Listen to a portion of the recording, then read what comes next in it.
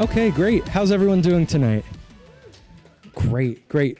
So, again, huge thank you to Eventbrite and to WordPress VIP for hosting this wonderful event. My name's Sam, lead software engineer at TechCrunch, and tonight I'll be talking about TechCrunch, building TechCrunch's subscription tier.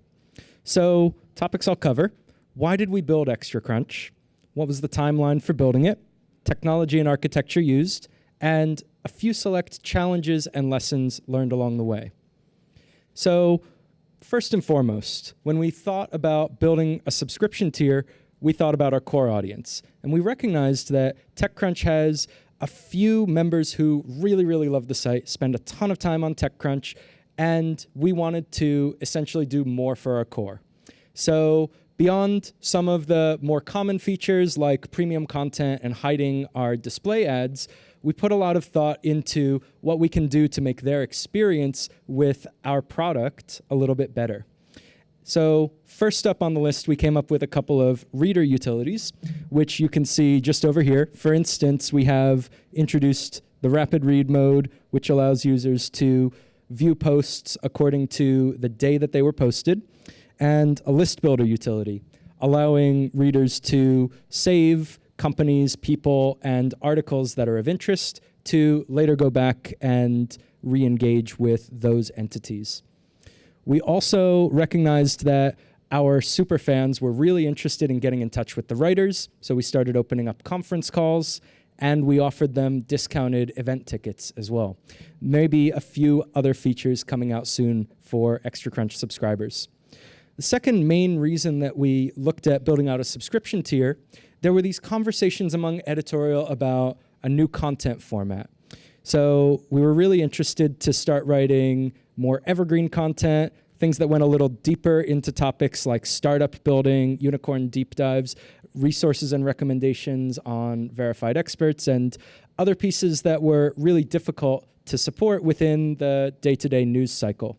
And to be clear, although TechCrunch now has a subscription tier where some of our content is paywalled, most of our breaking news and daily information about startups and technology, that's still available for free.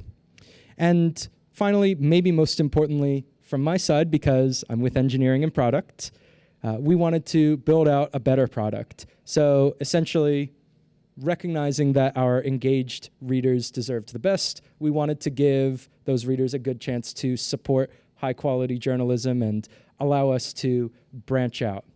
So where does this all fit in the context of what TechCrunch was up to? Well, before we started on the TechCrunch subscription tier, our last big project was a website redesign. That launched in March 2018, and essentially we continued using WordPress, and we introduced a React.js front end to give our page a nice, easy single-page app. Made it much faster and modern, essentially. We partnered with WordPress agency HumanMade. They were great partners, and they actually gave a wonderful talk on the redesign. That's linked here in the slides, and highly recommend that you check them out. So shortly after we had launched this redesign, we were using WordPress and React. We began designing and building out TechCrunch with those ideas in mind, as I just discussed. And by January of this year, we entered user acceptance testing. We did a brief closed beta on production, and then we were ready to launch. February 12th was the day that TechCrunch went live to the world.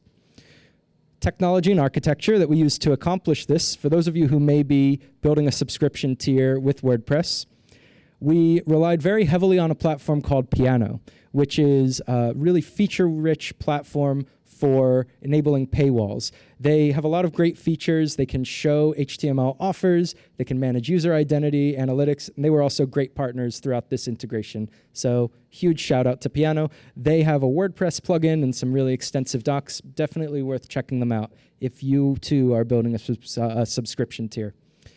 We also leaned on a couple of products that came from our corporate parent company, Verizon Media. Those namely were OBI, Verizon Media's payment processor. They integrated directly with Piano to take care of credit card and PayPal transactions. And then Verizon Media also supplied an identity platform. So I'll quickly note here This is the standard technology that derived from legacy Yahoo tech. So you'll also see it on Yahoo, AOL, HuffPost, and a variety of other Verizon media brands. And this is a totally separate login system from what WordPress has natively. We still do use WP users. That's in fact how our writers and editors are able to access our WP admin. And then we have a separate login system for anyone wanting to post a comment on TechCrunch or log into ExtraCrunch. I'll be referring to that as IDP throughout. So altogether, our architecture ends up looking something like this. And I'll walk you through an example payment request. Let's say a user is hanging out on the TechCrunch web app and they want to view some premium content. They need to purchase an ExtraCrunch subscription. The first thing that they might do when they log in is make a request to Verizon's canonical profile service. This will return an IDP user object with a couple of unique identifiers like their UUID and their email address. And we can use this within TechCrunch's web app to associate that to a Piano user. I mentioned earlier how Piano has their own ID management platform. If you're building out a subscription tier, you may also be able to more directly utilize Piano's ID platform. When we want to request whether a user has ExtraCrunch access, we make a call to Piano's API, and Piano might return a user object right away and say, yep, this user has ExtraCrunch access. Go ahead and show them that great article that they're looking to read. Or it might route them over to the OBI service where their payment will be processed and they'll be granted access to ExtraCrunch. So there are a few select challenges and lessons along the way. This is going to be very much a breadth-first approach, and I'd be happy to elaborate much further on these. So first and foremost, we had some real trouble optimizing our checkout flow. As I think anyone who has run an e-commerce site can tell you, this is an especially important part to get right. And it's been an iterative process. Some of these problems originated from our separate identity platform. There's no AJAX authentication, which means that we had to interrupt the single page app and move users over from TechCrunch.com to login.techcrunch.com. Fair enough. That's a limitation of the platform. This introduced some latency when users were coming back to TechCrunch.com, and our Piano offers might be a little bit slow to load. So we've been able to alleviate this with ongoing collaboration with Verizon Media's identity team, and we load Piano's scripts as early as we can. A key lesson that I've learned from this, keep it nice and simple. If you too were building a subscription tier, you might look for a combined solution like having Piano work alone without a separate identity platform. Another challenge was how to truncate premium content properly. Pretty simple feature. Users without a subscription shouldn't see a full premium article, and we should show a cutoff at some point in between. We were able to handle this by showing a short code within the articles, and we used a post meta, a little checkbox near the publish button, to indicate whether a post was premium content. Can go much more into that in terms of how we cached it and how we were able to efficiently return posts, but I'll save that for later on. And then finally, a topic that you may have encountered, we ran a short closed beta on production. Key problem here, we needed feedback from TechCrunch staff, and directing them to a staging environment was not a very good solution. They were just not going to use that in their daily workflow and give us real actionable feedback. So in order to get that feedback and catch those end-of-the-road bugs, we opted to move right to production with a closed beta. And we were able to do this with something that we refer to as front-end variants. So we literally had these two different directories in our code base that represented two versions of our front-end application. Now, there was certainly a challenge here. When we made an update to one that should be reflected on the other, we had to edit code in both places. And there was a little bit of Git magic that allowed us to make those flow efficiently.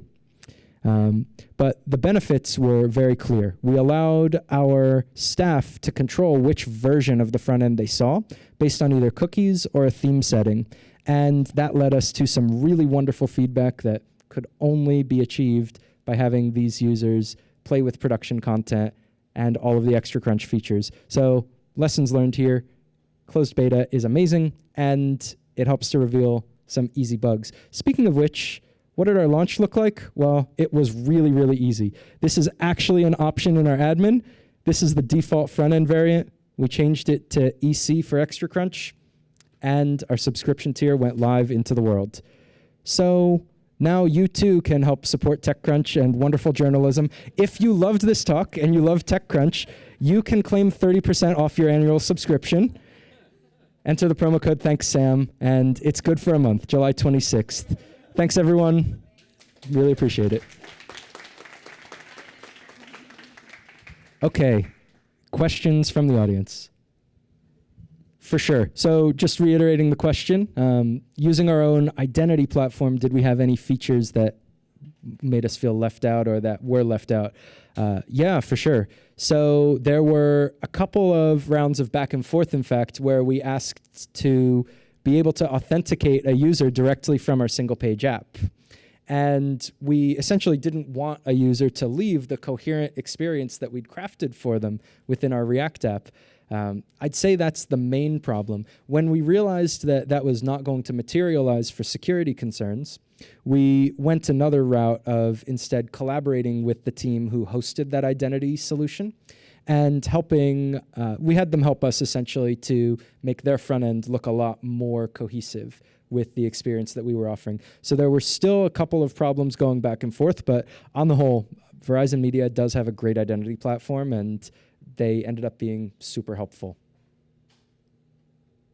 Yep. Yeah, for sure. Question was challenges with React and getting information back and forth, WordPress and the single page app. So sure, there were a lot of interesting challenges here, especially that came to light after our redesign. So the way that we do it, we actually have React as a semi-decoupled front-end app. By this, I mean that on the initial page load, we have a big blob of JSON that helps to hydrate the React app so that right away it's able to show something, not just a whole bunch of empty boxes while it makes these AJAX requests and loads data in. That said, there were a number of challenges in terms of, say, breaking the back button that come with any single page app, and we've had to go back and be really cautious about how to fix that. Getting data back and forth,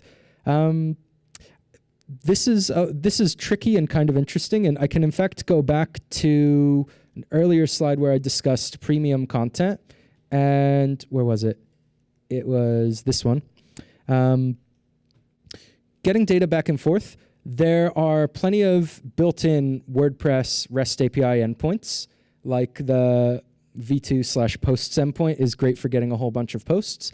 But we had a problem where we had this customization where we would check a user's access level before granting them a full premium post, right? And that means that it killed our ability to cache any of those requests, because every single one you have to send a user token and say, is this user actually logged in? And that wasn't going to work. So what we started doing instead, we built out our own endpoint. We call it the magazine endpoint because it gets all of the posts to put together a nice coherent magazine. And it actually caches and then fetches all of the posts in a truncated format. Then we look for just the premium posts, and if a user has TechCrunch access and they're supposed to be seeing the full content, then we'll request just those posts. I forget exactly the parameter. We have a custom get parameter that we can send to that posts endpoint to say, I just want posts number 1, 2, and 3, not all the others. Good questions. Anything else? Oh, okay, a few people. Gentleman right here in the middle. Cool. So classifying what's premium and not premium content. That's my opinion. That's really more a question for editorial. I haven't had much of a hand in that. I think more than a different content format, it's fairly subjective. There are a couple of other folks from TechCrunch staff in the room who may be better able to answer that. But essentially, early on, the TechCrunch articles were long form. They included tons and tons of information. That hasn't been true of all of them. They're not all 5,000 word long posts, but rather Extra Crunch posts tend to be information about certain topic areas that we've seen are really of interest, and they tend to be more evergreen and deep dives. But I'd have to point that question back to editorial to find out their updated process for decision making. How am I for time? Okay, no more questions. Thank you, everyone. Back to you.